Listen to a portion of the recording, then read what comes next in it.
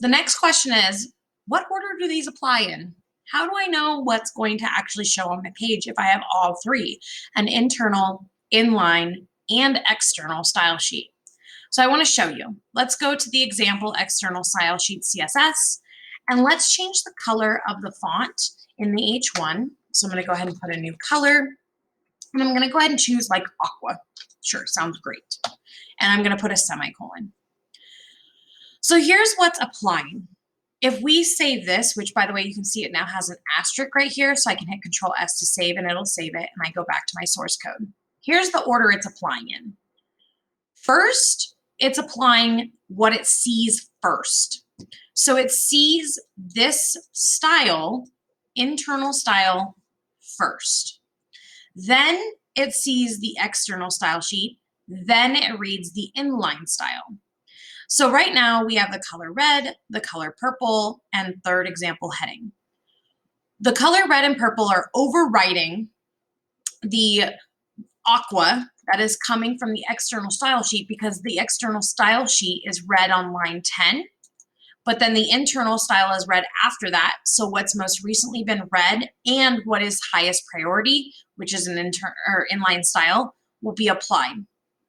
The next question is, if I change one of these, like if I add a color up here in the internal, what is it going to do? So let's go to color and let's make it green. When I apply green, you'll see that it does not show either because this is being read first and then the external style sheet is being read second. Even if you click up here, which sometimes that refreshes your page as well, you'll see that it stays aqua. So now what I want to do is I want to move the link. I'm going to take the whole link, select the whole thing on line 11, and I'm going to move it up above the style by clicking and dragging. I'm then going to go ahead and enter the first style tag. And now you'll see that now the aqua is not applying to the third H1, but the green is, because now it's being read first the external style sheet, then the internal style sheet. And notice that they're taking over here for red and purple. Now, if I added inline style here of a color of, let's say, pink, you'll see that that then applies and overrides the green.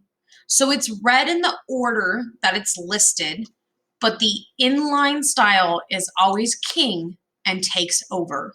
Whatever's in inline style is going to be used no matter what, because it's being defaulted to that. But otherwise, it's read in order, whether it's an external style sheet or internal style sheet. All right, so go ahead and save this. And then what you're gonna do is you're also gonna take some screenshots for your lesson here and chat them to me. So what we're gonna do is you just wanna make sure that one, everything is saved. Two, you can read all of your coding. So notice I have the doc type all the way down through close HTML, and I can see what I've done here. When you take a screenshot, include the file name. Take a screenshot of the whole screen. So when I take a screenshot here, I'll take an example. I'm going to take it including the file name and including my coding and my preview. So it should look something like this. So note, I have the file name, preview, and coding.